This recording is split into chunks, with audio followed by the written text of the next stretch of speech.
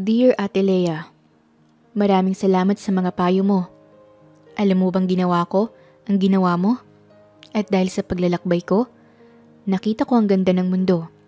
Kaya ngayon sa halip na lalaki o pag-ibig ang hanapin ko, hinahanap ko yung mga taong gustong sirain ng napakagandang kalikasan. Ang sarap pala sa pakiramdam ng may layunin sa buhay. At ang layunin ko, pangalagaan ng paligid at panatilihin ang kalinisan sa mga islang napupuntahan ko. Lalo na yung mga isla na fully developed na. Sana isang araw ay makarating kayo sa isang isla na napakaganda at hindi masisira dahil alam na ng mga tao na dapat itong ingatan.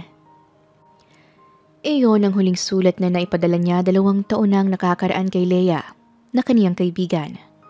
Mula nga noon ay hindi na siya nagbalik sa poder ng mafia boss na kaniyang ama.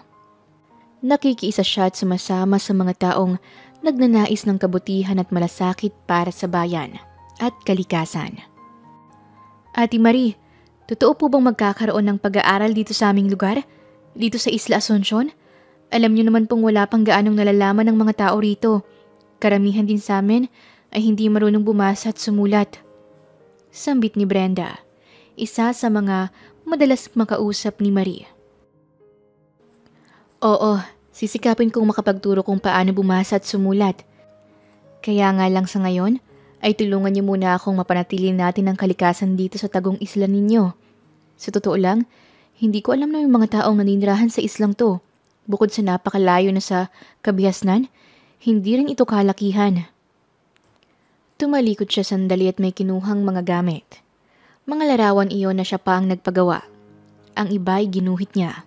Iyon ang paraan niya upang maituro sa mga ito kung paanong maiiwasan ang pagdumi ng kapaligiran. Ano naman yan, Ate Marie? Tanong ng isa pang kabataan. Interesado sila lahat sa mga dinadala ni Marie sa lugar nila upang ituro sa mga ito. Tapos noon ay nagsimula na siyang ituro sa mga ito ang pangangalaga sa kapaligiran sa pamamagitan ng mga larawan. Ang ginagawa niyang yon ay ayos lang nung una para sa kaniyang ama, kahit na hindi siya umuwi sa kanilang mansyon sa syudad. Bali wala lang yun para kay Don Hernandez, kasi abala ito sa mga iligal nitong gawain. Wala rin namang pakialam si Marie nung una, ngunit nang malaman niya ang mga maling ginagawa ng ama, tulad ng panghihimok sa ilang mga mangingisda na gumamit ng dinamita para makahuli ng maraming isda. Isa yon sa hindi niya sinang-ayunan. Papa, hindi tamang ipinag-utos ninyo sa mga mangingisda at sinasaktan niyo pa sila para lang sumunod sila sa mga gusto ninyo. Mariin niyang wika sa ama. Sumugod agad siya sa opisina nito nang malaman niyang balita at mga pangyayari. Ano't naririto ka para turuan ako at pagsabihan sa mga ginagawa ko? Alam ko ang ginagawa ko. Huwag mo akong turuan. Sambit pa nito sa kanya. Alam ninyo, mukha yatang nag-uulyanin na kayo at binabaliktad ninyo ang tama sa mali. Noon hindi ko pinapakailaman ang mga transaksyon ninyo dahil spoiled brat lang ako noon na walang alam kundi gawin at hingin ang mga nais ko. Pero iba na ngayon, Papa. Kasapi na ako sa samahan ng mga taong nangangalaga sa kalikasan. Lalo na sa karagatan. Naroon ako palagi. Ang dagat ang nagbibigay sa akin ng kapayapaan. Huwag mo namang sirain. Sambit pa rin niya. Tumigil ka, Marie. Tulad ka ng iyong mama. Matigas ang ulo. Papa, tigilan mo to. Kung ayaw mong ako mismong sumira ng pangalan at negosyo mo. Mariin niyang banta sa ama. Tumalikod siya at umalis. Simula noon ay naging mainit na ang mga mata nilang mag-ama sa isa't isa. Palagi niyang binabantayan ang mga kilos at mga proyekto ng kaniyang ama. Alam niyang mali ang lumaban sa magulang. Ngunit alam niya rin kung mali. Hindi niya dapat pagtakpan. Ayaw niyang dumating ang panahon na wala ng mga isda o magandang kapaligiran na maratna ng mga magiging anak niya. Nasa isang bahagi siya ng karagatan. Nakasakay siya sa isang motorboat. Palihim niyang sinusundan ang bangkang alam niyang sa mga tauhan ng kaniyang ama. Binabantayan niya ang mga ito. Tumigil na kayo sa gusto ninyong mangyari. May mga alagad na ng batas na maaaring humuli sa inyo anumang oras. Sigaw niya gamit ang megaphone na hawak niya. Anak talaga ng pating niyang anak ni boss. Panira ng diskarte. Paano tayo makakapanghuli ng mga isda nito gamit ang dinamita? Sa loob ng mga isda ilalagay ang mga droga para maipuslit na nating palabas ng bansa. Wika pa ng isa sa mga tauhan ni Don Hernandez. Sumuko na kayo! Umalis na kayo sa islang to! Muli namang sigaw ng dalaga. Ilang minuto pang lumipas at hindi nga nabigo si Marie. Napalayas niya ang mga ito at tuwang-tuwa siyang napababa ng motorboat niya. Sa pagbaba niya, sinalubong siya ni Brenda. Ate Marie, ayos ka lang ba? Napigilan mo ba yung masasamang tao? Oo Brenda, huwag ka nang mag-alala. Sagot niya pa sa dalaga habang hawak ang ilang mga kagamitan na ginamit niya sa pagpipigil sa mga lalaking yon. Siya nga pala Ate Marie, may lalaking nag-aalok ng trabaho sa amin. Malaking halaga pa naman ang kapalit. Nais ko sanang lumahok sa kanya. Sabi ng inosenteng dalaga. Napatingin naman siya at bagyang kumunot ang noo. Ano ba yon? Tanong pa niya. Maninisid ng perlas. Nag-aalok sa amin yung matandang lalaki. Mukhang mayaman nga eh. Mayroon daw malaking halaga kung sinong makakakuha ng pinakamarami at pinakamaganda. Paliwanag pa ni Brenda. Sino ang lalaking yun, Brenda? Dalhin mo nga ako sa kanya. Kinakabahang utos niya sa dalaga. Sige, doon tayo Ate Marie. Sabay turo ng isang malaking puno ng pili kung saan may nakapakong kawayan upang maging upuan ng mga tao. Natanaw naman niya ang isang lalaking nakatalikod at nakasuot ng magarang suit. May hawak pa itong baston. Nang makarating sila, nanlaki pa ang mga mata niya sa nakita. Lalo na nang makalapit siya. Hindi siya nagkamali ng hinala. Sige na mga bata, umuwi na muna kayo sa mga kabahayan ninyo at hinahanap na kayo ng mga nanay niyo. Pero Ate Marie, maganda naman ang alok niya, di ba? Sabi pa nga niya makikilala raw ang aming lugar at maraming turista ang magsisipuntahan dito sa Isla Asuncion. Paniniguro pang muli ni Brenda. Umuwi ka na rin Brenda, tsaka ko na ipapaliwanag sa'yo ang totoo tungkol dyan. May diing sabi niya habang napapahalukip-kip ng mga kamay. Umalis nga ang dalagang si Brenda. Nang malayo na ito, tsaka pa lang siya nagsalita sa kanyang ama. Papa, bakit niyo ba ginagawa ang bagay na to? Hindi porket walang alam ang mga tao aabusuhin niyo na po. Tumahimik ka. Totoo naman ang sinabi ko. Makikilala ang lugar na ito kung magkakataong marami palang magagaling na maninisid sa lugar na to. Ang sama mo. Ikinakahiya kung nagkaroon ako ng isang amang tulad mo. Ngunit ilang segundo lang ay halos lumipad sa ere ang mukha niya sa tindi ng pananampal sa kanya ng kaniyang ama. Dahil masyado ka nang abala sa aking mga transaksyon, ikukulong kita sa isang isla na hindi ka na makakaalis pa. Hindi ba't yun naman ang nais mo?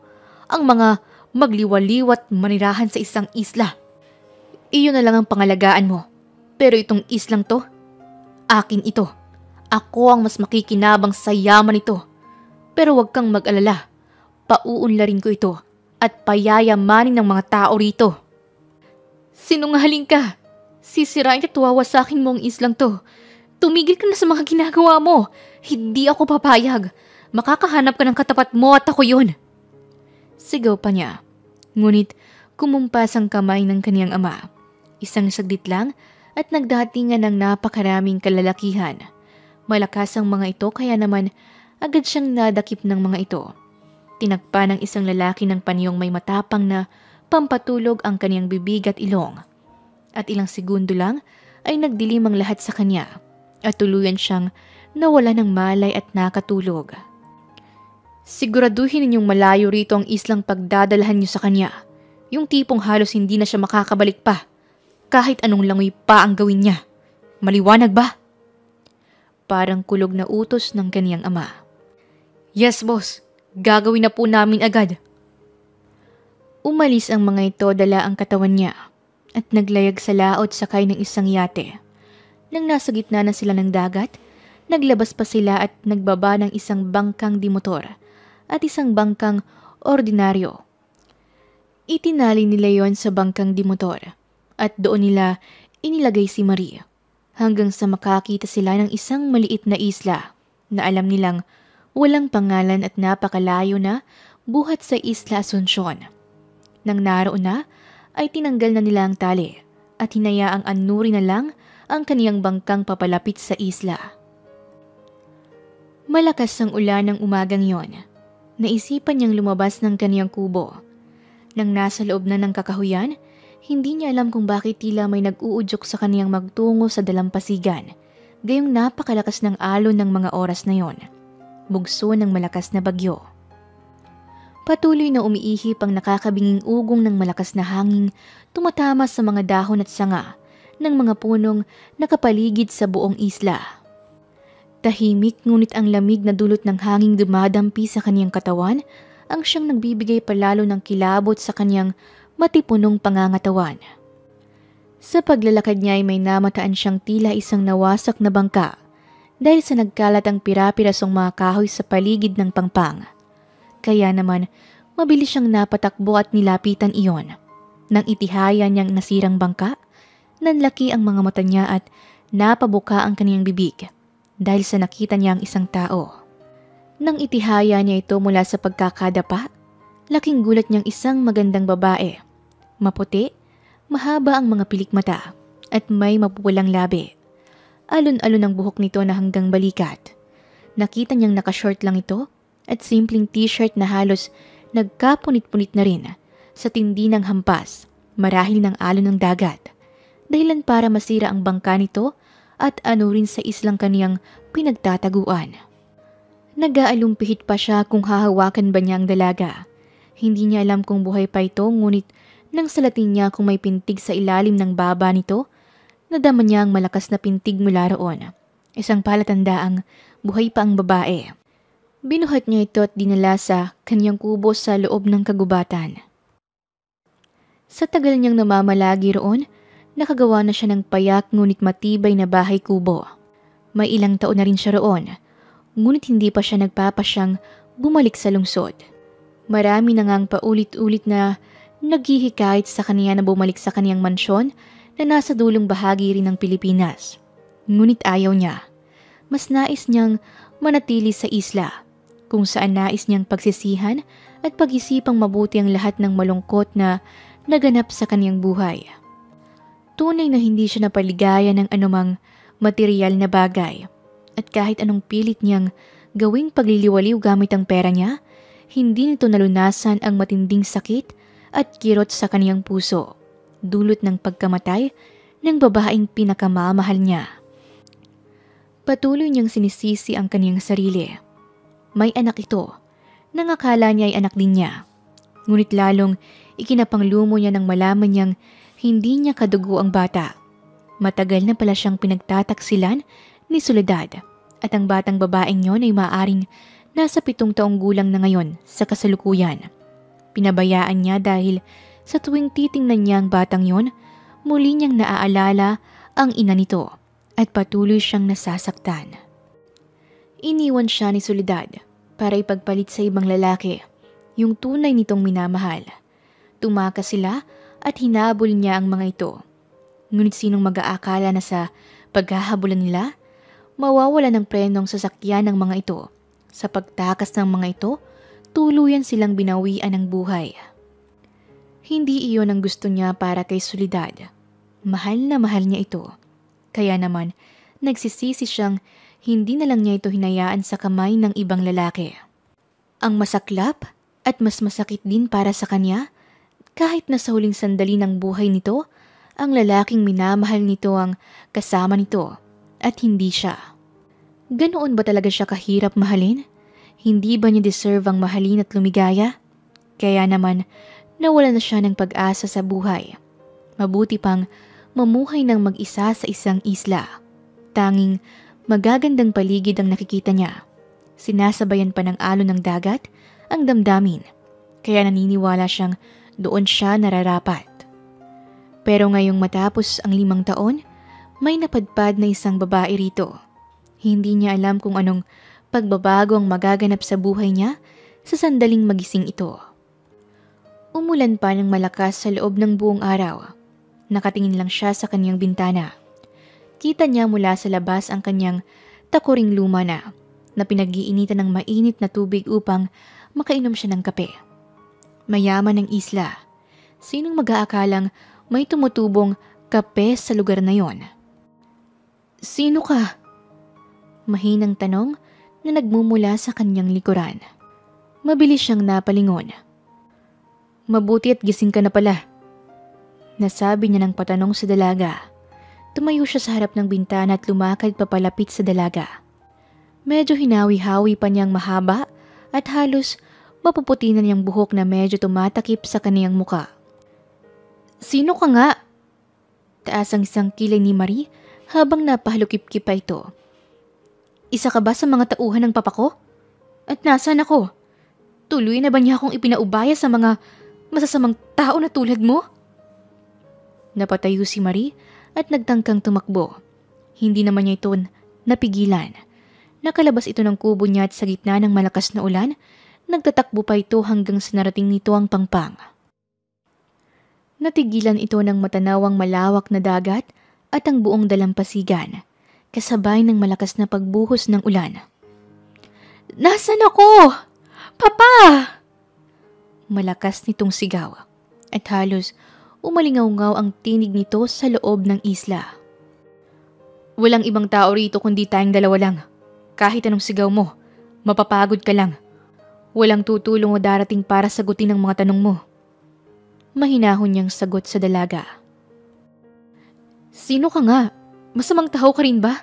Kagaya ka ba ng papa ko? Masama siya. Sa sobrang sama niya, dinala niya ako sa lugar na to. Daig pa ang kulungan. Daig ko pa ang isang preso. Ikinulong niya ako sa islang to.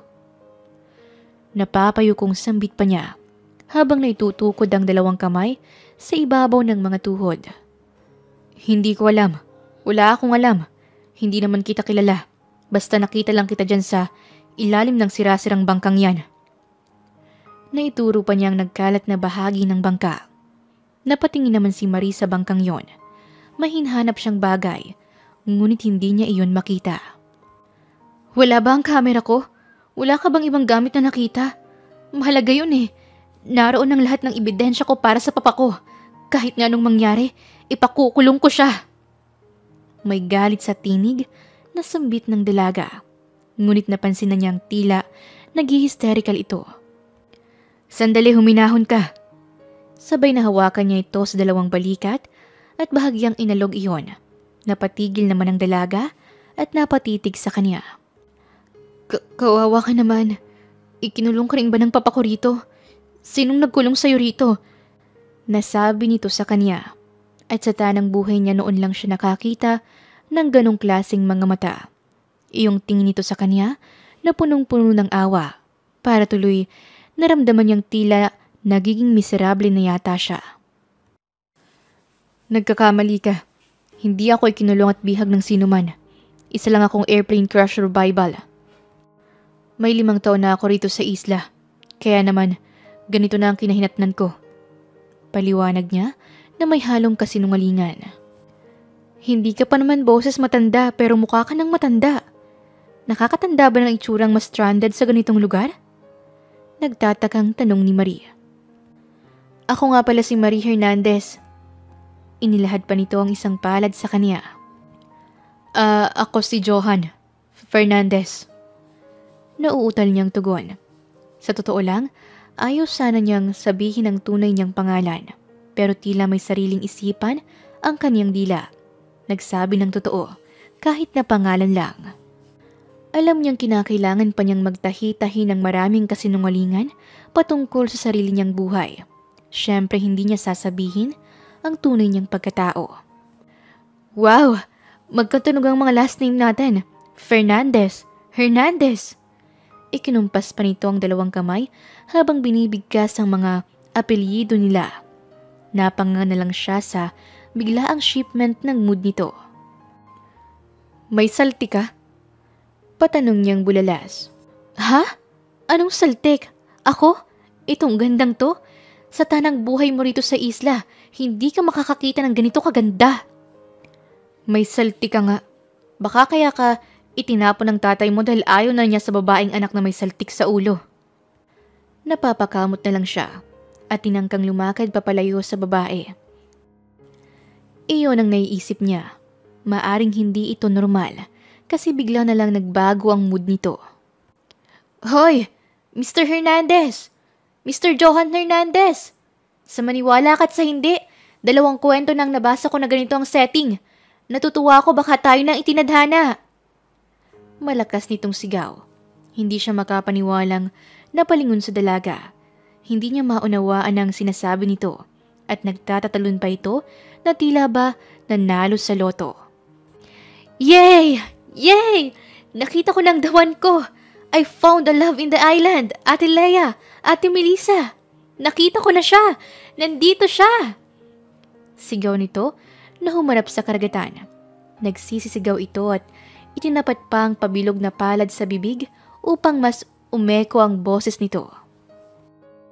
Sumasabay naman sa kalawakan at alon ng dagat ang boses nito na tila may mikropono at dinig na dinig pa niya kahit na nakabalik na siya sa kaniyang bahay kubo.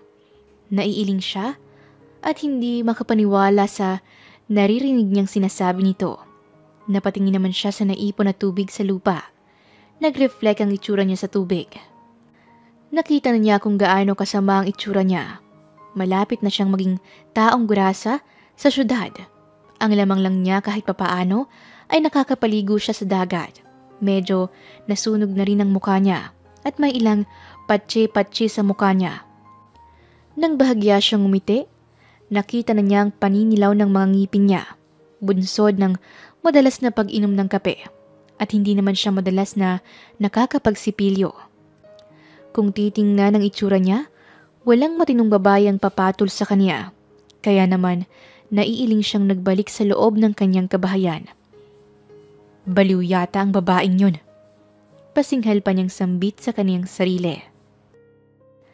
Nakita niyang basang-basa ang suot niyang damit dahil sa paghabol niya sa babaeng yun na nagtatatakbo sa gitna ng malakas na ulan. Naghubad siya ng suot na t-shirt at ilang sandali ay humantad ang napakaganda niyang katawan. Mukha lang naman niya ang pumangit, pero naroon pa rin ang pagiging maskulado ng kanyang pangangatawan.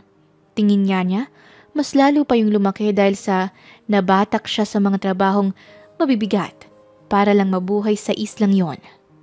Wow! Ang ganda ng katawan mo! Mabilis siyang napalingon nang marinig si Marie. Napataki pa ito ng 2 kamay sa sariling bibig. Manghang-mangha sa nakikita sa kaniyang katawan. Tila ba yun ang unang beses na nakakita ito ng hubad na katawan ng lalaki. Nahihiya naman niyang muling isinuot ang hawak niyang t-shirt. Ano ba? Bakit ganyan ka makatingin? Hindi ka na nahiya. Kababae mong tao. Ganyan ba ang mga babae sa syudad kapag nakakita ng katawang hubad? Ngunit lumakad lang itong napapakagatlabi pa. Lumapit sa kanya at pinaikutan siya habang tinitingnan mula ulo hanggang paa. Napaka-weirdo. Usal ulit niya sa kaniyang isipan. Wow! Wow! Hindi lang ako makapaniwala na merong katulad mo sa isang islang walang tao, walang nakatira, at hindi kilala. Sinong mag-aakala na mapapadpad ako sa islang to na ginawang kulungan ko para makasama ang isang tulad mo? Hay! Napapabuga pa ito ng hangin ng marahan. Para bang nasa langit ang pakiramdam nito at napapatingala pa sa bubong ng bahay niya. Hinawakan niya ito sa muka.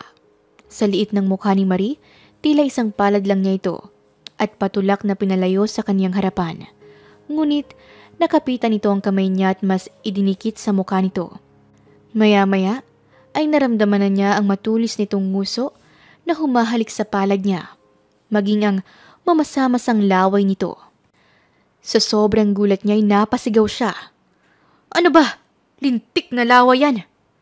Mabilis at nandidiri niyang ipinagpag ang kaniyang palad na nilawayan ng dalaga. Grabe naman ang reaksyon! Napahalukip-kip na bulalas ng dalaga. Isa kang baliw! Bakit mo ginawa yun? Hay! Napapabuga pa ng hangin na lumayo si Johan sa dalaga. Ang OA naman ang reaksyon mo? Kahit kailan ba hindi ka panalawain ng babae? Nakapamewang na tumayo si Marie at muling lumapit sa kanya. Muli na naman itong sinisipat ang mukha niya. Ano na naman ba? Hay, kung mamalasin nga naman ako. Bakit ba kasi sa dinami-dami ng mga islang walang pangalan ay dito ka pa napadpad? Napapahawak sa bewang na nasambit na naman niya. Kasi, sabi ni Lord, dito ka anak dahil nandito ng dawan mo. Dito ko na raw makikita ang matagal ko nang hinahanap at sa tingin ko, ikaw yun. Oo, ikaw na nga yun. Tila humaling na sambit nito sa kanya at napapatalon-talon pa itong napayakap mula sa likuran niya. Nanlaki ang mga mata niya at tila isang klaseng kuryente ang nadama niya sa buo niyang katawan dahil sa ginawang pagyakap ni Marie sa kanya. Pwede ba? Lumayo ka sa akin at wag na wag mo na uling gagawin yan. Wag mo nang uulitin kung ayaw mong umalis ako rito at lumangoy sa malayo. Galit niyang banta sa dalaga. Napapasimangot naman itong umatras at hindi na nagpumilit na lapitan siya. Marahil ay ayaw rin ng dalaga na maiwang mag-isa sa islang yon. Inihanda niyang pagkain at kumuha na lamang siya. Tapos ay tinawag niya ito upang kumain ito nang mag-isa doon sa maliit na lamesa. Kita niyang malungkot na mga mata nito at pananahimik habang kumakain ng mga isda na hinuli niya sa dagat. Mayroon ding mga prutas. Malungkot itong kumain mag-isa. Nang magdadapit hapon na, nakita na lang niya itong nakatalungko sa dalampasigan. Yakap nitong dalawang binti at nakatanaw sa malayo. Naisip niyang pabayaan na lang ang dalaga. Mabuti nga at natauhan na ito. Naisipan niyang umuwi sa kubo niya. Madilim na ay naroon pa rin ito. Kaya naman, ipinasya na niyang matulog. Sa tagal na niya sa isla, alam na niya kung paano siya gagawa ng apoy. Sinigaan niya ang bonfire sa gilid ng dalampasigan upang magkaroon ng kaunting liwanag sa paligid ng dalaga. Para sa kanya, yun lang ang magagawa niya. Wala nang iba. Likas naman kasi sa isang lalaki ang pagiging maginoo, kaya niya yun ginagawa. Ngunit wala sa hinuha niyang patulan ng maginawa nitong paglalandi sa kanya. Hindi naman siya naniniwala na sa itsura niyang yon ay totoong mamahalin siya o magkakagusto sa kaniyang dalaga. Ayaw niyang lukohin ang sarili niya. Walang ganon. Walang taong ganon. Ang alam niya ang lahat ng mga babae ay naghahangad ng makakapag-asawa ng matino, gwapo at mayamang lalaki na ipagmamalaki nila sa mundo. May di-display sa mga kaibigan at mahihinga ng lahat ng bagay na nais nila.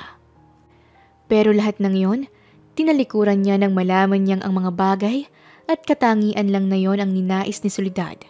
Kaya siya nito pinaibig at sa huli, may mahal palang ibang lalaki. Ayaw na niyang maulit muli ang sakit na yon. Kung noon nataglay niya ang lahat ng mga katangiang yon, hindi siya nagawang mahalin ng tunay ni Soledad, ngayon pa kaya na ibang-iba na siya at malayo na siya sa tunay niyang estado. Malabong mangyari ang bagay na yon. Hindi niya na namalayan na sa paglalim ng gabi at ng kaniyang pag-iisip sa nakaraan niyang buhay, nakatulog pala siya. Nakita niya ang aandap-andap niyang ilawan sa ibabaw ng lamesa. Nagtataka siya dahil nakakaramdam siya ng mabigat sa kanyang bewang at hita. Bakit parang may nakadagang mabigat sa katawan ko? Naibubulalas niyang tanong sa kaniyang sarili. Nahawakan niyang isang kamay, nagulat siya at may isang kamay na nakapatong sa katawan niya at isang hita na nakadantay naman din sa mga hita niya. Naalala niyang may ibang tao nga pala siyang kasama sa isla at isa pa itong babae. Mabilis siyang napabangon. Hay! Ano ka ba? Bakit ka naman tumabi sa akin? Bulyaw niya sa dalaga nang magising ito dahil sa mabilis niyang pagbangon. Ha? Tanong nito habang pupungas-pungas na nakatingin sa kanya. Ang sabi ko, bakit mo ko tinabihan sa pagtulog? Nasisira na ba talagang kokote mo? May utak ka ba? O inanod na rin ng dagat pati utak at isipan mo? Napapahawak pa siya sa kaniyang bewang habang napapakumpas ang mga kamay niya. Bakit ba galit na galit ka? Alang namang matulog o humiga ako sa lupa. Gabi na, hindi mo naman ako kinuhanan kahit ng mga dahon ng saging. Ayaw mo palang magpatabi sa higaan mo. Malay ko ba? Kaya inisip ko na hinihintay mo lang ako matulog sa tabi mo. Nakangiti nitong salita habang nagpapakurap-kurap ng mga mata. Ikaw, alam mo masyado kang asyumera no? Anong akala mo sa akin? Maniniwala sa sinasabi mo? Huwag mo nga akong pinaglololoko. Ikaw, magkakagusto sa tulad ko? Naituro pa niya ang kaniyang sarili. Bakit? Hindi ba pwede? Dalawa lang tayo rito, walang ibang tao, walang choices. Syempre, hindi malayang mangyari yun. Mahigpit siyang napahalukip-kip sa sarili niya. Inginuso pa ang mga labi. Oo, may punto ka. Pero mangyayari yun kung gwapo at hindi pangit na tulad ko ang makakasama mo. Singhal pa niya. Alam mo masyadong mababa ang tingin mo sa sarili mo. Yung totoo? Na-stranded ka ba o isa ka ring lalaking depressed na nagtatago rito? Ganting singhal ni Marie sa kanya. Sa puntong yon hindi siya nakasagot. Nandiyan na tayo. Yan ka. Pangit ka. Sabi nito habang naikukumpas ang mga kamay paturo sa kanya. Aanuhin ko naman yung gwapo kung malasyokoy naman ang ugali. Kung malasyokoy naman ang itsura at napakabait naman, mas bet ko yun. Gwapo ang papa ko, kaya nga maganda ako. Pero tingnan mo, ang sama ng ugali niya. Napakasama! Wala akong pakialam sa mga pinagsasabi mo. Basta hindi ako naniniwala sa mga imposibleng bagay na sinasabi mo ngayon sa akin. Ang gusto ko, gumawa ka ng paraan para mabuhay ka ng mag-isa sa islang to. Okay, hayaan mo bukas. Hindi na kita guguluhin pa. Akala mo naman to kung sinong gwapo. Hindi ka na nga gwapo, ang sama pa ng ugali mo. Okay, ikaw na. Kibit balikat pa nito na muling nagbalik sa pagtulog. Siya naman ay padabog na lumabas ng kubo at sa dalampasigan na lang nagstay hanggang mag-umaga. Kinaumagahan, nang magising siya nagtungo kagad siya sa kaniyang kubo. Nagmamadali. Hindi niya alam kung bakit tila nakadama siya ng kaunting kaba. Sa hindi malamang dahilan, tila nakahinga naman siya ng maluwag ng masilayan ng dalaga, na tahimik na nakaupo roon sa harap ng maliit na lamesa, at tila nagkakape. Pasimple niyang binagalan at ginawang tila normal lang ang kaniyang pagdating. Tahimik na naghugas ng paa dahil puno ng buhangin ang kaniyang talampakan. Tapos ay nagtuloy siya sa papag niyang kawayan. Tinitingnan lang niya si Marie. Tahimik ito. Hindi kumikibo sa kaniyang bawat kilos. Parang ang hindi nito pansin na naroon na ang presensya niya. Maya-maya ay tumayo ito at tuluyang umalis sa loob ng kaniyang kubo. Natatawa na lang siya at naiiling. Mukhang paninindigan na nga niyang mga sinabi niya kagabi. Napapailing na sambit niya sa kaniyang isipan. Sa loob ng kagubatan sa isla, naglalakad-lakad siya. Hindi niya kinikibo si Johan, kahit na ramdam niya ang presensya nito kanina. Hindi niya alam pero kinikilig siya kapag nakikita niyang nakakunot ang noo nito at nakasalubong ang mga kilay. Tila may aura ang mukha nito na umaagaw sa atensyon niya. Oo nga, mukhang ermitanyo o taong grasa ang itsura nito dahil sa mapuputi na ang buhok nito. Mahaba ang balbas at bigote. Parang pati yata buhok nito sa kilay ay naputian na rin. Pero ramdam niya na hindi ito ganoon katanda. Napapangiti pa siya nang maalala niya ang pagyakap niya sa binata kagabi. Napapakagat pa siya ng labi na umupo muna sa isang mga bato. Hay, kung hindi lang masungit, okay lang naman sa akin kahit na ganoon ang itsura. Isa pa, isla to. Bihira lang yung katulad ni Kuya Andrew at Rigor, yung mananatiling pogi. Tsaka nung nasa isla sila, ang tsaka rin naman ang mga mukha nila. Tingin ko, pogi talaga siya. Bulalas pa niya sa kaniyang isipan habang napapangiti. Nakita niya na may talon sa loob ng kagubatan at may malinaw na tubig ang binabagsakan noon. Sinong makakapagsabi na mayroong ganoon sa gitna ng gubat? Hindi naman niya inisip na pupunta sa gawing yon si Johan. Kaya naman walang pasintabi na hinubad niya ang kaniyang mga damit at saka tuloy na tumalon sa tubig kung saan bumabagsak ang tubig mula sa falls. Lumangoy siya roon ng lumangoy. Hindi naman sinasadya ni Johan na mapadaan sa talon. Nakita nitong naroon siya kaya naman lumihis ng lakad at nagtangkang babalik na lang. Tila gumana naman ang kapilyahan ni Marie.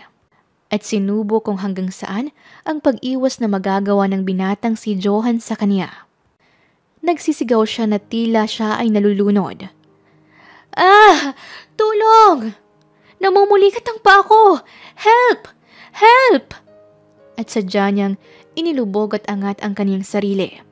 Kinabahan naman si Johan na napatakbo at tumalon sa tubig upang iligtas siya. Kahit nahubad ang katawan niya, ay maagap siya nitong sinagip at niyakap ang katawan niya ng walang pag-aalinlangan. Ayos ka lang ba? Tanong ni Johan sa kanya, habang siya naman ay nakaangklang mga kamay sa braso ng binata. Oo, salamat, sabi niya at palihim na nangingiti. Inilapag siya ni Johan sa gilid ng ilog at natatarantang hinubad ang sariling damit upang itakip sa hubad niyang katawan. Sabay mabilis itong tumalikod. Saan mo ba hinubad ang mga damit mo? Nalilitong inilingalinga nito ang paningin upang hanapin ang mga damit niya. Ngunit pasunggab niyang niyakap ang binata dahilan upang ma-out of balance ito. Sabay silang nahulog sa ilog. Ano ka ba? Ngunit hindi na nito natapos ang mga susunod pang sasabihin dahil sa inunahan niyang sunggaban ito ng halik.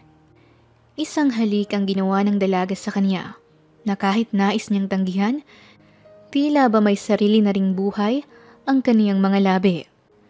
Natagpuan na lang niya ang kaniyang sarili na gumagante at mas pinapaalab pa ang halik na ang dalaga ang nagsimula. Nasa sitwasyon sila na hindi imposible at mahirap pigilan ng isang bagay na maaaring mangyari sa pagitan nilang dalawa. Pinilit naman niyang bumitiw sa halikang yon at sinubukang umiwas sa nakakadarang na sitwasyon. Pero hindi na yata niya mapaglabanan ng eksenang yon. Alam niyang mali at hindi siya ganong klase ng lalaki. Ayaw niyang maging mapagsamantala. Hindi tama. Kaya naman pinilit niyang itulak palayo si Marie. Marie, tama na.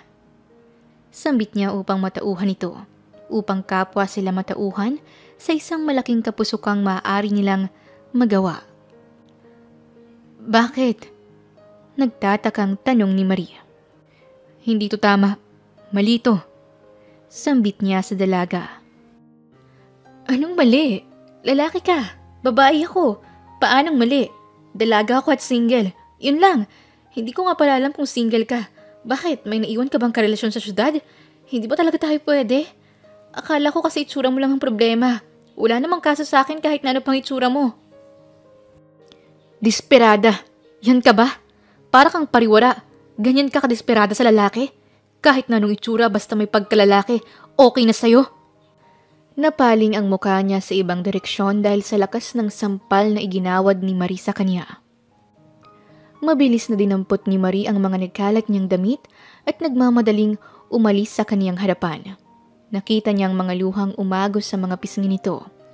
Alam niyang nasaktan niya ito, pero yun lang ang nakikita niyang paraan para matauhan ito at hindi magpumilit sa kalokohang nais na gawin. Naiiling na lang siyang napatingin sa direksyong dinaanan ng dalaga. Nang magbalik siya sa kaniyang kubo, wala na doon si Marie. Naglakad naman siya palabas ng dalampasigan. Nakita nga niya ang dalaga ron. Nakaupo sa buhangin si Marie at yakap na naman ito ang mga nakatuping tuhod.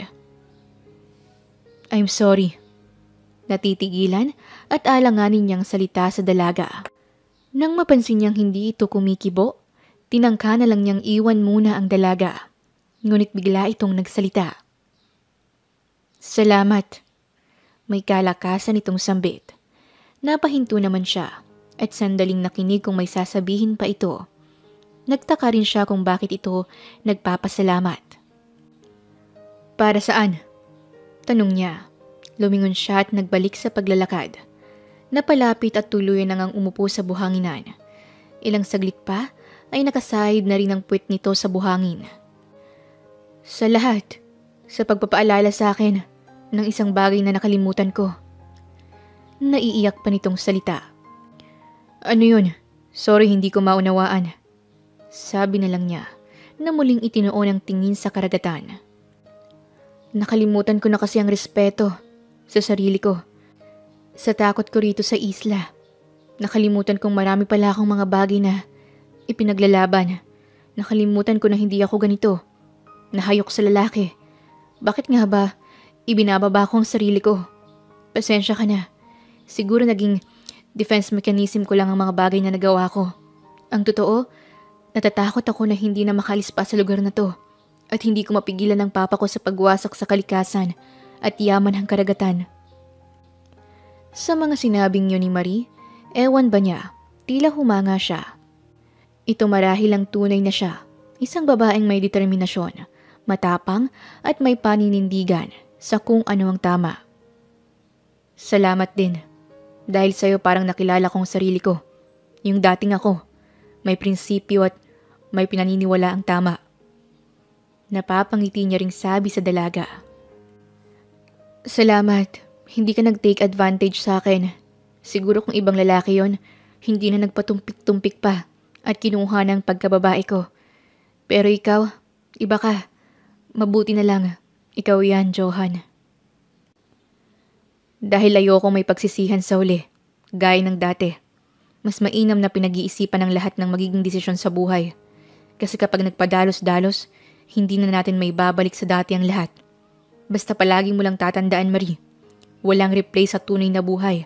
At ang lahat ng oras, pangyayaring nagaganap sa ating buhay, lahat yon hindi na pwedeng balikan at iayos kung nagkamali tayo.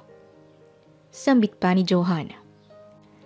Pero sana maisip mo rin, may mali man tayong nagagawa sa mga nakaraan at kasalukuyan natin. Oo, tama. Hindi na may babalik dahil walang replay.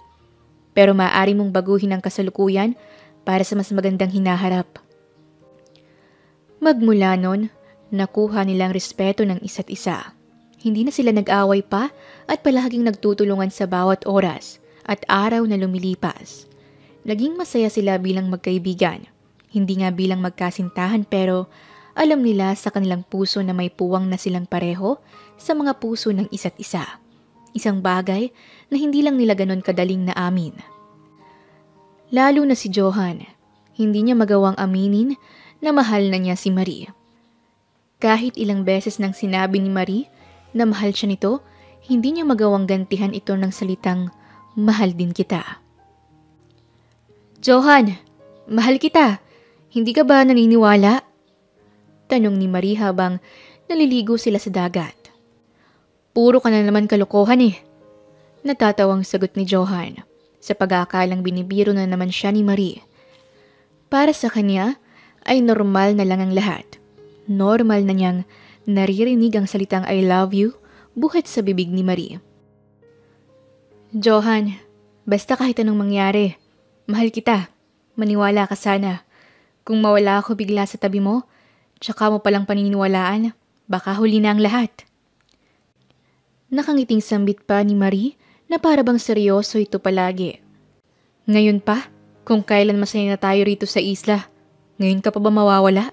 Kalokohan. Sambit nito at naiiling na lang na nilapitan ng dalaga. Bakit kasi hindi pa tayo magsama na parang mag-asawa? Magpakasal tayo sa ilalim ng sikat ng araw tapos mag-honeymoon na tayo. Ayaw mo ba sa akin? Marie naman, balik na naman tayo sa simula. Naiiling na naitanong niya sa dalaga. Hindi mo pa ba nakakalimutan si Soledad? Handa naman akong maghintay, pero dapat tayo na hanggang mangyari yon. Naglalambing pa niyang salita, sabay umakap sa braso ni Johan. Basta, kung magmamahal ako uli, ikaw na yon.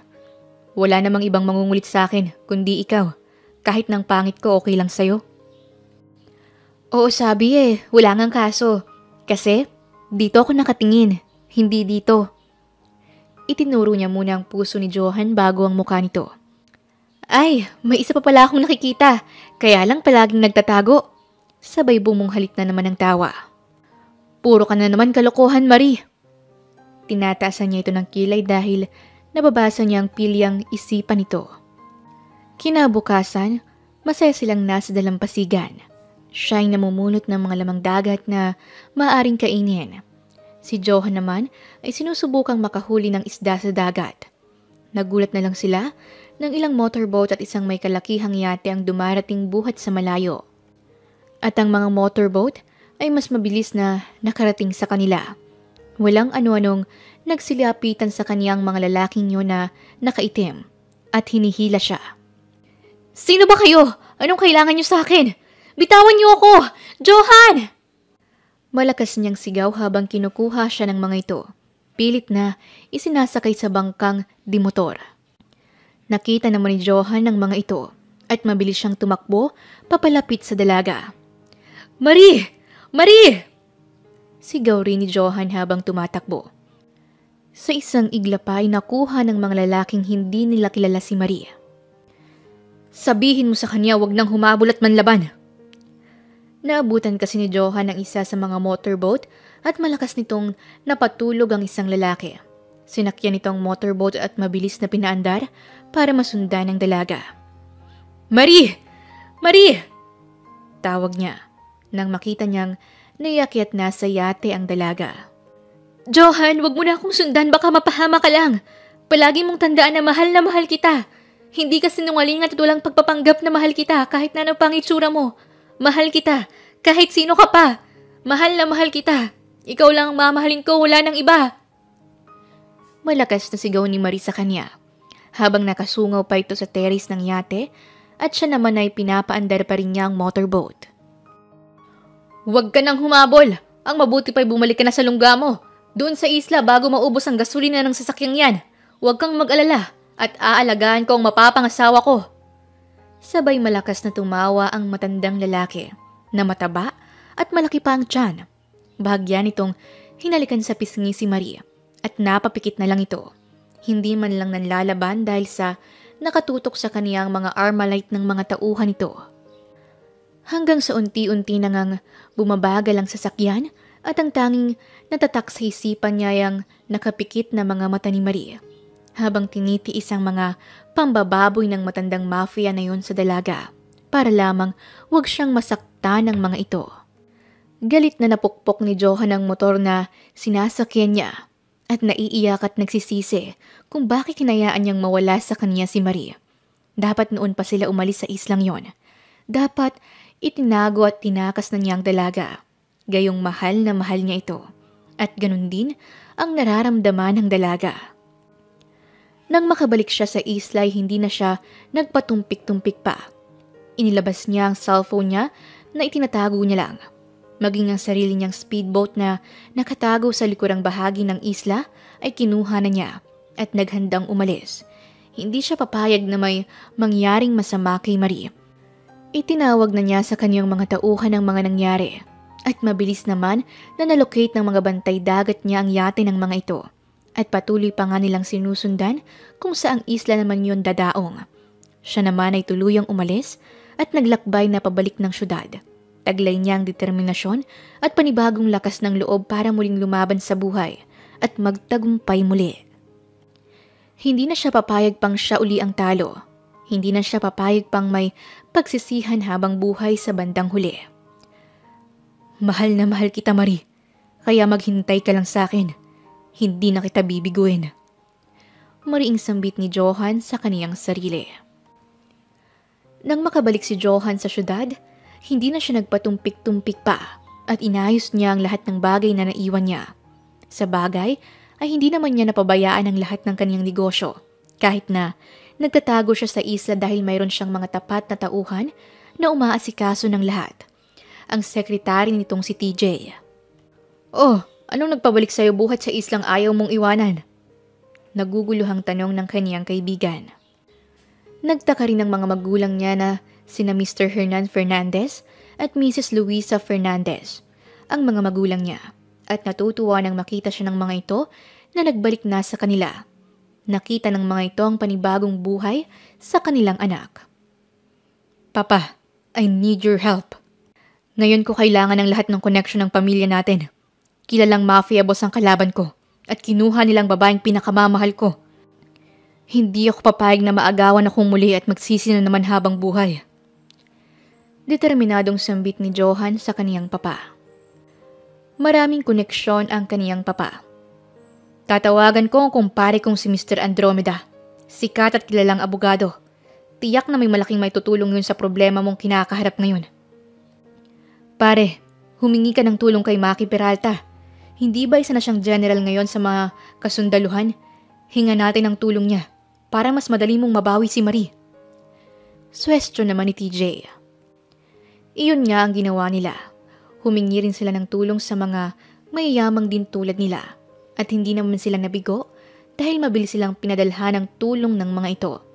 Iyon nga lang ay mga pribadong security at agent ang ipinadala ng mga ito upang mahuli na rin nila ang utak ng mga pag-aangkat ng mga droga gamit ang mga nahuhuling isda sa Isla Asuncion. Samantalang ikinulong muna si Marie sa isang malakastilyong bahay sa gitna rin ng isang isla. Nagulat si Marie nang makita niya roon ang sugatang katawan ng kaniyang ama na nakatali sa gilid ng pader. Walang hiya ka? Anong ginawa mo sa papa ko? Ikaw palang tunay na masama, hindi ang papa ko. Oo, ako ang tunay na masama. Pero hindi naman ako ang nagpatapon sa'yo sa isang isla, kundi siya. Ang akala yata ng iyong amay may tatago ka niya sa akin matapos kanyang gawing collateral sa lahat ng mga pagkalugi ko sa aming mga transaksyon. Doon niya naunawaan na hindi pala lubusang masama ang kaniyang ama, na sinusubukan lang pala nitong iligtas siya sa mga kamay ng lalaking ito na siyang tunay na halimaw. Walang awa, walang kaluluwa, walang puso! Sigaw niya at tinapunan pa ito ng nakapanlilisik na tingin. Pumasok ito sa loob ng piitan at nagagalit na sinaklot ang panga niya. Tinangka siya nitong halikan ngunit natakpan niya ang kanyang labi at dinuraan ng lalaki. Kaya naman sa halip na halik ay malakas na sampal ang iginawad nito sa kaniya. Dahilan upang maglasang kalawang ang loob ng kaniyang bibig. Ramdam niya ang pagputok ng ibabang labi niya. Humanda ka dahil bukas ay magiging alipin na kita. Gusto kong ikasal na tayo bukas na bukas rin. Sambit nito at tumatawa pa siyang iniwan. Napaiyak niyang niyakap ang kanyang sarili. Kung alam lang niya na sa ganito siya mapupunta, pilit na lang niyang ipinagkaloob ang kanyang sarili kay Johan sa lalaking minamahal niya. Hindi man ito gwapo o kung ano pa man ang itsura nito, ito pa rin ang lalaking nakabihag sa kanyang puso at wala nang iba pa. Mahal niya si Johan at ito lang ang laman ng kanyang puso. Sa kabila ng nasa kapahamakan siya ngayon. Patawarin mo ko, Johan. Patawad. Ito lang ang paraan para maprotektahan kita at hindi ka nila patayin. Sayang lang ang manakalipas na pinalampas natin. Usal niya sa kaniyang sarili habang naiyakap na lang niya ang sariling katawan at naiiyak na napatingin sa kaniyang ama na halos wala ng malay dahil sa pambubugbog ng mga kalabang mafia boss. Papa, I'm sorry. Pinag-isipan pa kita ng masama. Sorry, Papa. Sabi pa niya sa ama habang nahawi niya ang buhok nito na tumatakip sa muka. Kinabukasan, sa pilitan siyang kinuha ng mga tauhan ni Don Mariano Sebastian. Hindi niya alam kung saan siya dadalhin ng mga ito. Iyon pala ay pinababa siya nito para ayusan siya ng buhok, paliguan at inihanda siya sa isang beauty treatment. Kinakailangan siyang pinakamaganda sa kasal niya bukas. Bulalas ng lalaking alalay at kanang kamay ng mafia boss na si Don Mariano Sebastian. Bakit kailangan pang napakaraming bisita ng aming kasal? Tanong niya. Sige, sasabihin ko na sa'yo para hindi ka na magulat bukas. Wala nang gana sa'yo si boss. Pinagnasahan ka na raw ng isang pipitsuging lalaki sa isla. At bakit naman magtsatsaga si boss sa tulad mong nalaway na ng ibang tao? Kaya bukas, isusubasta ka ni boss kung sinong bibili sa'yo ng mahal na halaga ang siyang makakakuha sa'yo. Tapos nun ay lumabas na ito ng silid na kinaroroonan niya. Kinabukasan, dinala na siya sa lugar ng subastahan. Nakasuot siya ng magara at mamahaling wedding gown. Kasama ang ama niya ay ikinulong sila sa isa sa mga room na naroon. Maya-maya ay kinuha siya ng isa sa mga tauhan ni Don Mariano. Lahat ng mga mafia boss na naroon ay nakasuot ng mga maskara. Kaya naman mas lalo pang dumaratal ang kaba sa dibdib niya. Gusto niyang sisihin ang kaniyang papa dahil sa pinili nitong maging trabaho sa buhay nito para lang umangat sa buhay. Kaya yon ang kinahinatnan niya. Isa lang ang makakaya niyang gawin. Ang tanggapin ang kaniyang kapalaran. Ang mapunta sa isang tao na tiyak niyang doble ang sama kaysa sa kaniyang ama. Mariin siyang napapikit. Hindi niya akalain na mauulit pa sa kanya ang kapalaran ng kanyang ina. Sinikap niyang may magkagusto sa kanya na sa tingin niya ay matinong tao at papantay sa yaman ng kanyang ama. Kaya lang, iba naman ang minahal ni Rigor. Pero ngayon, may mahal na siyang iba. Hindi naman pwede. Sana umalis na lang si Johan noon pa sa islang yon. Sana tumakas na lang siya. Sana hindi siya nagpakampante na hindi na siya madadawit sa magulong buhay ng kaniyang ama. Habang nasa loob siya ng maliit na silid at nakukulong sa malinaw na salamin, tila isa siyang manikin na pinag-uunahang bilhin ng mga taong may kakayahang magbayad ng malaki para lang makakuha ng buhay na laruan. Tiyak niya na kung sex slave ang bagsak niya, ay punching bag sa kahit na sinong mafia boss na makakabili sa kanya. Johan, kung kaya mo lang akong iligtas, kung kaya mo lang, alam kong nandito ka na at ililigtas mo ko. Pero alam kong suntok yun sa buwan. Kaya naman salamat na lang sa tunay na pag-ibig na kahit hindi mo inamin sa akin. Alam kong minahal mo rin ako. Sayang, pinagtagpo lang tayo, pero hindi itinadhana. Yun lang ang mga katagang namumutawi sa kaniyang isipan.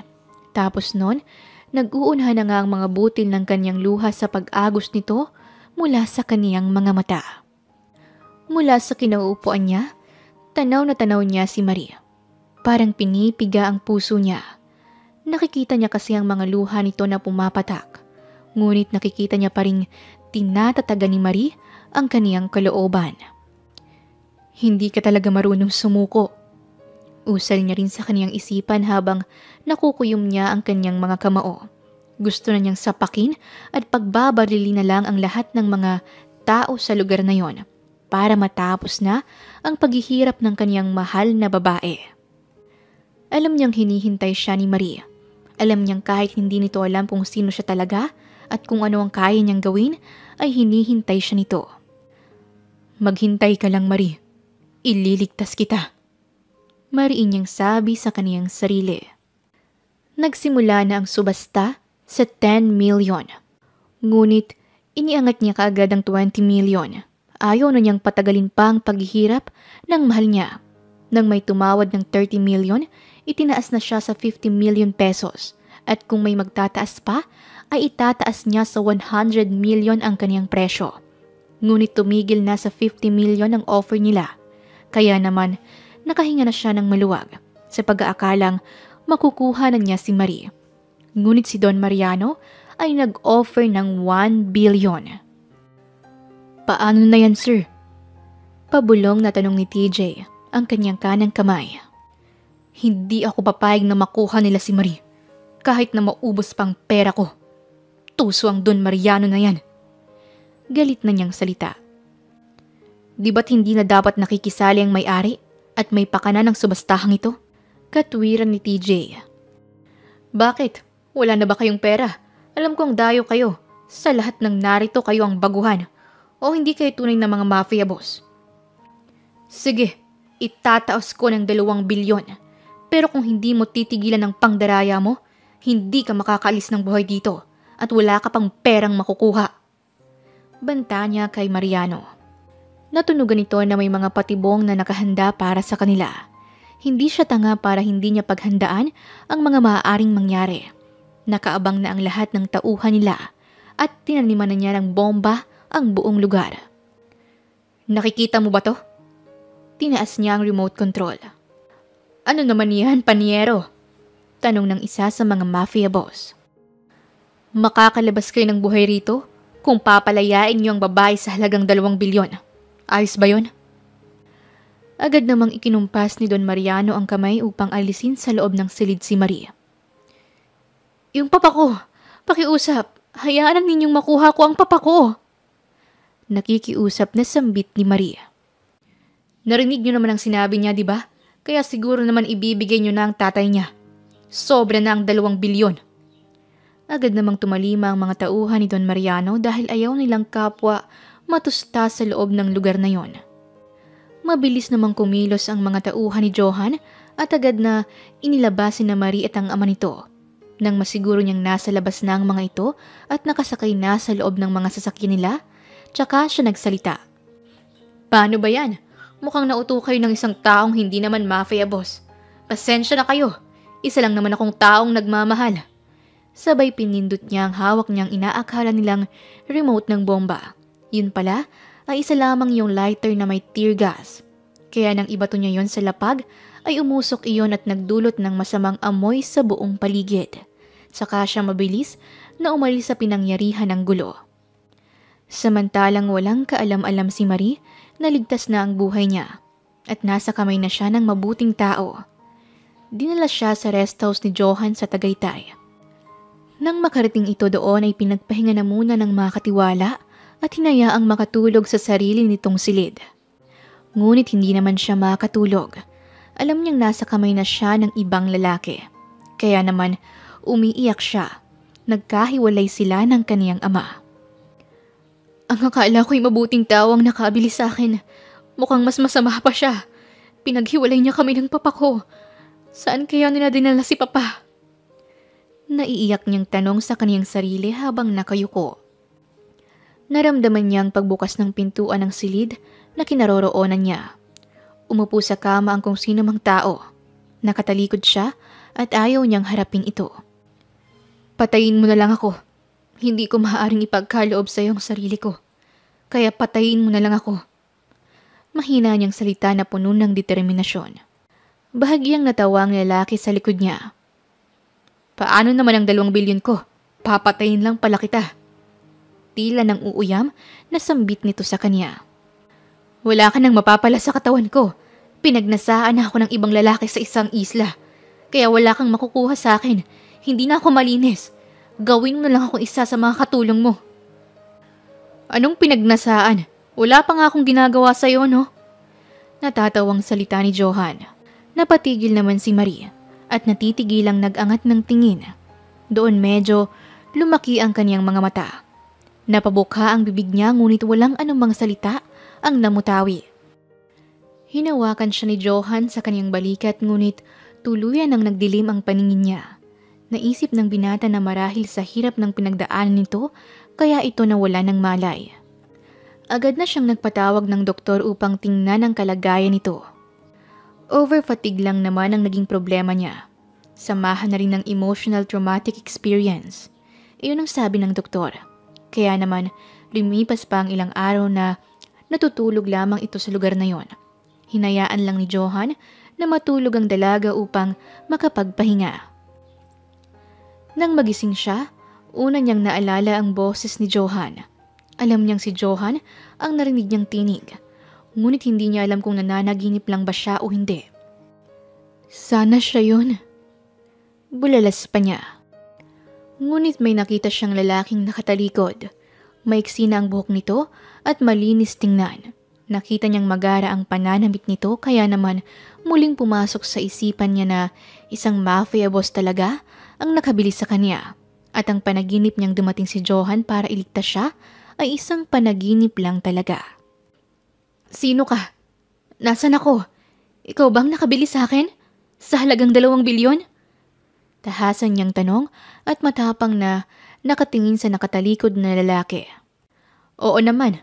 Bakit akala mo ba hindi ko uubusin ang pera ko sa isang tulad mong pinagsasaanan ng lalaki sa isang isla? Nakapamulsa pa nitong tanong habang hindi humaharap sa kanya. Humarap ka nga! Kapag kinakausap ka, humarap ka! Huwag kang bastos! Hindi porket nabili mo na ako'y basura na ako sa paningin mo. Ibalik mo ako sa islang pinanggalingan ko. Gusto ko lang makita ang taong yon sa huling pagkakataon para makapagpaalam lang ako ng maayos. At may ibibigay akong mahalagang bagay.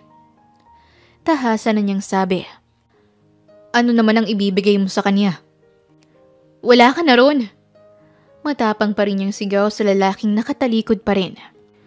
Bakit? Ako na ang magiging asawa mo mula ngayon.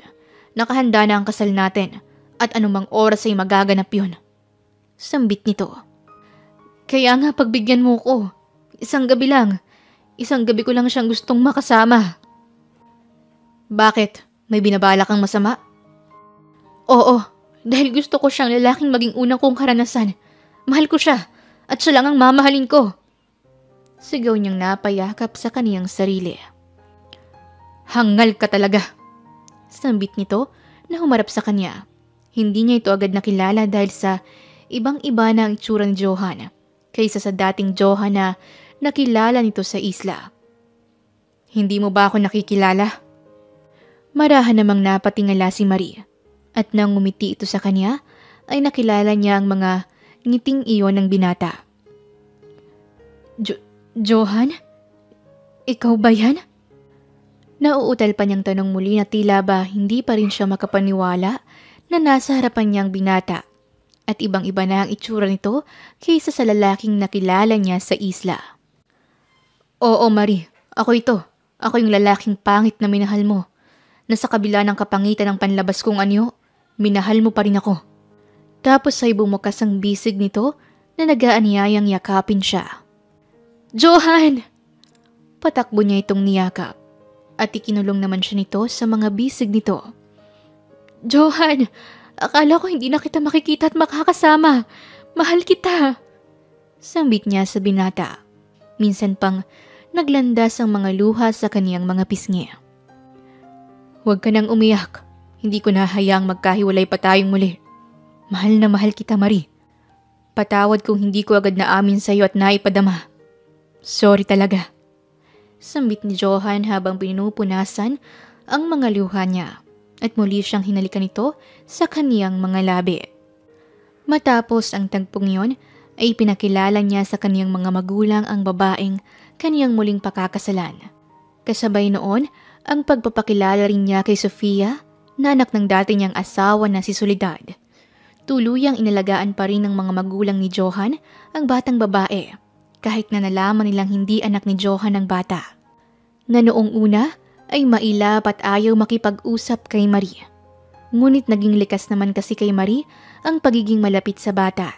Kaya naman nakagiliwan na rin siya nito at naging magkasundo sila sa lahat ng bagay. Makalipas ang 1 buwan, nagpasya na silang magpakasal at ituloy ang kanilang honeymoon sa Isla Asuncion kung saan siya nagtuturo at nagpapakilala kung paano pangalagaan ang kapaligiran at kalikasan. Honey, sa wakas, ito na ang honeymoon natin. Sana naman ay matuloy na ang pinakahihintay kong luto ng langit. Bulalas ni Marie sa kanya. Natutuwa naman siya at bumalik na ang sigla ng kanyang asawa. Bumalik na ang pangungulit nito at parang batang naglalambing sa kanya. Mabuti naman at masigla ka na uli na parang batang naglalambing. Alam mo, sobra kitang namiss. Kung alam mo lang kung paano ako nagpigil sa aking sarili at nakaramdam ng sakit. Pero gusto ko kasing kasal na tayo bago natin gawin ang bagay na to. At ito na ang pagkakataon ko. Kaya naman, mabilis niyang sinunggaban ang asawa at pinagsaluhan nila ang una nilang gabing gagawin na nila ang kanilang pinakahihintay na sandali. I love you, Johan! I love you too, Marie, my honey. Sambit nila sa isa't isa na puno ng pagmamahal. Matapos ang kanilang kasal, ay sumuko ang kaniyang ama sa mga kinauukulan at naging witness din ito sa iba pang tiwaling negosyante na may tuturing ding mafia boss. Nakulong ang kaniyang ama at pinagsisihan itong mga nagawang kamalian sa kaniyang sariling pamilya at sa kalikasan. Anak, sana'y mapatawad mo ko. Nagkamali ako at kamuntikan ko nang masira ang buhay mo, anak. Umiiyak na sambit ng kaniyang ama habang nakahawak sa kaniyang kamay. Papa, patawad din po. Hinusgahan kita. Alam kong ginawa mo ang lahat para iligtas ako kay Don Mariano. Sorry, Papa. At pinapatawad ko na po kayo. Mahal na mahal kita, Papa. Hihintayin po namin ang paglaya mo at mabubuhay tayo ng simple at masaya. Sabi pa niya sa kaniyang ama, habang si Johan ay nakaalalay lang kay Marie. Makalipas ang 6 na buwan, nasa Isla Asuncion sila. Nagpatayo sila roon ng paaralan para matuto ang mga taga roon ng makabasa at makapagsulat. Kasabay noon ay nagtuturo si Marie ng mga kaparaanan upang mas mapangalagaan ang karagatan at kapaligiran. Miss Marie, total natapos na ang mga aralin namin. Gusto naman po naming marinig ang love story ninyo ni Sir Johan. Ako po, Alam ko na dahil nasubaybayan ko na po ang inyong kwento, pero nais ko pong muling marinig. Masayang sambit ni Brenda. Oo naman, Brenda. Sagot rin niya sa dalaga at sa mga naroon na nag-aabang ng kaniyang kwento. Miss Marie, sa tingin ninyo, mayroon din po bang pag-ibig na makikita dito sa Isla Asuncion? May prinsipe rin po kaya akong matatagpuan sa islang to? Wala po akong kakayahang manirahan sa mga islang hindi pa nakikilala. Dito lang po sa Isla Asuncion ang aking mundo. Sana pagsisid ko sa dagat para makakuha ng magandang perlas, mahanap ko rin ang aking prinsipe. Napatingala ang dalagang si Brenda sa langit na tila nagdarasal na matupad ang kaniyang panalangin. Samantalang nang makabalik sila sa syudad, bigla na lang nakadama ng pagkahilo si Marie. Maagap naman siyang nasa salon ni Johan. Mami, okay ka lang ba? Ewan ko, Daddy. Baka may nakain lang akong masama. Binuhat na lamang ni Johan ang asawa patungo sa kanilang silid. Nagtungo naman doon ang ina ni Johan upang tingnan siya. Isa kasing retired doctor ang mama ni Johan na si Ginang Luisa. Napangiti ito nang suriin siya. Wala siyang sakit, anak. Huwag ka nang mag-alala. Sabi pa nito habang inaalis sa tengang stethoscope. Anong nangyari sa kanya, Mama? Nag-aalalang tanong ni Johan habang nakahawak sa kamay ng asawa. Magkakaapo na ako! Masiglang nasabi ng matanda. Mama, totoo? Hindi ka po nagbibiro? Oo, Johan, anak. Kaya mula ngayon bawasan na muna ang pagpunta sa isla, maliwanag ba? At bukas ay magtungo na kayo sa kaniyang OB. Lumabas na ang matanda matapos sabihin ang nalamang kalagayan niya. Daddy, magiging daddy ka na talaga. Masayang nasabi ni Marie sa asawa na nooy masayang masaya. Hindi naman makasagot agad si Johan. Daddy, sabayog-yug niya sa asawa. Natutuwa lang ako, sobra. Ganito palang pakiramdam kapag alam mong anak mo ang isisilang sa mundo. Sambit niya at niyakap ng mahigpit si Marie.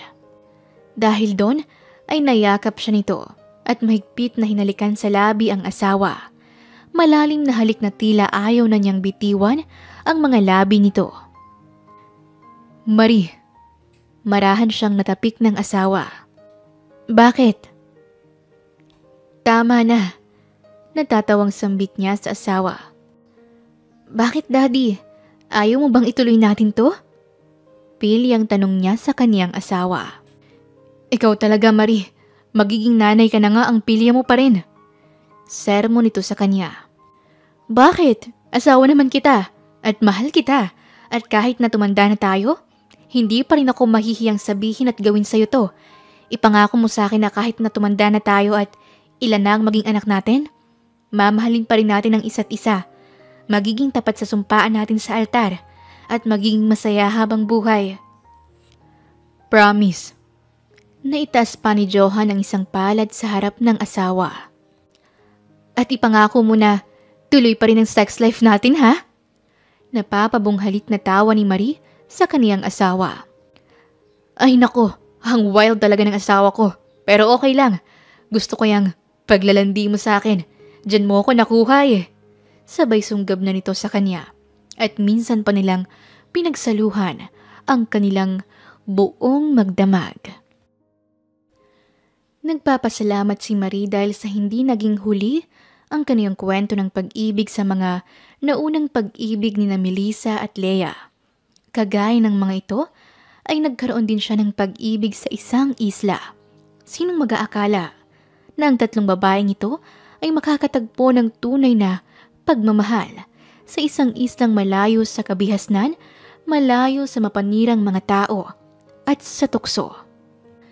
Kahit saang lugar pa o lupalop ng mundo, kung ang isang tao ay para sa'yo, paniguradong matatagpuan mo ito. Dito na po nagtatapos ang ating Island series. Abangan naman po ninyo ang ating magiging bagong kwento. Ito po si Dear Siren at hanggang sa ating muling yugto ng mga kwento ng pag-ibig. Maraming salamat po. Wakas.